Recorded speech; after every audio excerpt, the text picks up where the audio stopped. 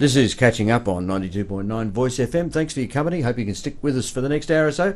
And I'm talking to Skye Whelan as my studio guest this morning. Good morning, Skye. Good morning, how are you? Good. Now, you've written a book called Sarah's Gift, which I think you described as a Christian romance adventure. Yes, that's right. How did you come to... What's your background? You're a high school teacher, I believe. I am. I'm a secondary high school teacher locally out here at Oakey State High.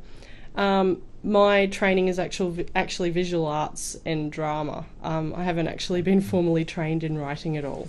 It's been my observation that most people who are successful authors didn't sit down and do a course. They just had an inspiration. Now, tell me, you're a Christian, obviously. Yes. Now, what inspired you to start writing a book, which, if I can just quickly give everybody who's listening a synopsis. It starts off in Australia. Sarah's gift quickly becomes apparent when she moves to South Africa to escape, I guess, a patchy past. But she gets involved in the whole of the safari way of life. Tell us about that. Yeah, well, what happens is everyone's got a wounded past of some nature in varying degrees, and I really wanted to work with that wound that she's got, because it was really pivotal with her coming to God that she'd have to face that wound to revisit it. So she's running away from this thing essentially, and she goes to South Africa to work at a safari trail riding place because she's very talented in horse whispering and training back in Australia. Okay, now you come from a horse sort of an influenced background or family? Yes. So although I understand you haven't been to Africa, it doesn't seem to be a requirement to go into places that are... I know a lot of Australian books based around an Australian scenario. They do their research online these days. Actually, I did a lot of my research online. I guess I was worried about that initially, but I decided that, well, people write about the 16th century all the time, and it really comes back to just knowing where to research, knowing which people to talk to, getting those connections and networks happening so that you can get a really authentic story happening. And you actually went to, I'm just looking for a name, Paula Vince. Paula Vince has got an interesting comment about your book, actually. Paula Vince would be very familiar with many people who are listening. Skye Whelan's well-crafted and accurate descriptions transported me right there so I could smell the citronella and hear the wild animal noises. That's a pretty good recommendation from Paula. Yep. Yeah. So your research was pretty extensive, including you sent some of your book or all of your book to somebody from a local community over there, a local Zulu pastor.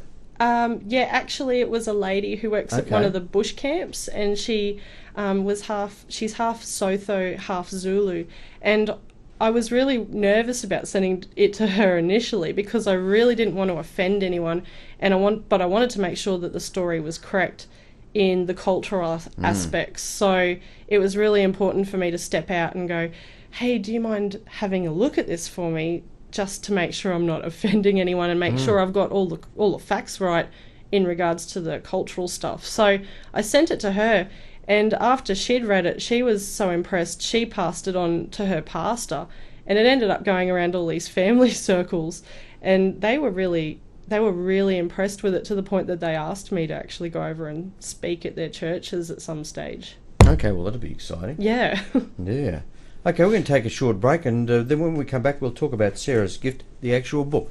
This is 92.9 Voice FM. My guest in the studio this morning is Skye Whelan, who has written a book called Sarah's Gifts. We'll be back to talk about the book in a moment. Welcome back. This is Voice FM. I'm Ian Anderson. It's Catching Up, and this morning I'm catching up with Skye Whelan, who has written a book called Sarah's Gift. Now, Sarah, just to give us a quick idea of what the book is about, Sarah is 10 when she witnesses her father killing her mother. Yes. That's a pretty dramatic beginning to a book, and it's a sort of a grabber of a prologue here. So we've got this 10-year-old who's going to have to escape, dragging all that baggage around with her. But what happens? Well, after the initial thing that happens in her childhood, she ends up being passed around foster homes until she eventually gets adopted by a family out at Charleville that are on a really big cattle property, and they introduce her to horses and horse training in a natural way. And what happens is she starts to develop she develops a real skill with that and puts all her energy and her talents and everything into that, because horses can't hurt her emotionally. So once she got the skills and the knowledge to train them, she just found that that's all she really cared about for a long time. Okay, now she becomes a horse whisperer. Yes. Which is a term that most people are familiar with these days, even if they don't know what it means. But you're a horse person. Yeah. Are you a horse whisperer? I think horse whispering's just a bit of a tagline that most non-horsey people sometimes put on natural horsemanship. Back in the olden days, people would naturally know how to handle horses in an appropriate way, that they weren't being abusive or cruel in just beating them down to submission. My husband and I actually practice natural horsemanship through a Pirelli program, and that's something that's really quite important to me now. So it was important for me as well to have this character going through that, because it was part of her healing as a person as well, that she would often take on horses. And one of the things is her main horse, Honor, was actually a neglected horse. It was a rescue horse that she got, and she trained it up naturally. So it's a bit of a way of, I guess, her trying to redeem herself. And she finishes up whispering elephants, is that right? Yes, yes. Yeah. So how does she get to South Africa, and why Africa? I've just always had a real passionate love for Africa. And so to me it was a place of romance and beauty and rugged dangers. And so I thought it'd be the perfect backdrop to really put this person that's really hurting but has this talent into this situation where she's not just dealing with wild horses anymore in the Australian outback, but she's actually dealing with really quite dangerous animals. And the romance element, who was the love interest? He's the trail boss at the safari trail riding place in South Africa. He's a bit of an ill-tempered, cranky, workaholic man called Mark, and because of her wounded past, she'll shut down any man in her life that she ever comes across, period. So when he finally discovers that he's actually a little bit interested in her, he has no hope for a very long time of getting anywhere with her, because she's just not going to even contemplate that sort of thing. And she's become a Christian, or started out the book as a Christian? She starts out the book as a normal wounded person who doesn't know how to deal with her problems. She doesn't have the tools or the knowledge that a lot of Christians have got when they get educated about how to take things to God and let go of their baggage. She doesn't know any of that. So part of the interesting factor that comes through the book is a very seemingly annoying person at the beginning at the safari trail riding place called Brandy. And she's a very outgoing Christian who is always happy and nothing gets her down. And that really irks Mark and Sarah, until Sarah starts having these strange reoccurring dreams and starts to remember and have nightmares about her past. And this ends up becoming a pivotal stage where God starts calling her out, really. And then Brandy is able to be the one that explains stuff. So suddenly the way she feels about Brandy changes, which of course throws everything off for Mark, because he's like, what is going on now? Okay, so you've obviously had a lot of fun writing this. Oh yeah. Can I we'll take another short break. When we come back, we might talk about how you managed to get it published. Yep, no worries. I'm talking to Skye Weiland about her book Sarah's Gift. Back in a moment. This is Catching Up. Welcome back. I'm Ian Anderson. With me is Skye Weiland, who has written a book called Sarah's Gift. It seems like it's got the mix of romance, a Christian worldview. Yep. Exotic locations in the outback Australia and in the outback areas of Africa. How did you get it published? That's probably the question that a lot of aspiring authors, because here it is. It's obviously the publishers have spent quite a bit of money producing it and getting it together. It's the cover is attractive, the photography is good, the everything's easy to read. How did you go about getting it published?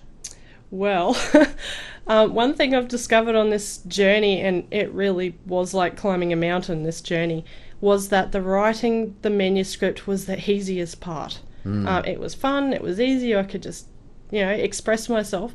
Once I had a few people believe in me enough to start sending it off to publishers, I realised that it wasn't easy. So I had to prepare manuscript, or I had my manuscript already bundled up nicely. I had to prepare proposals.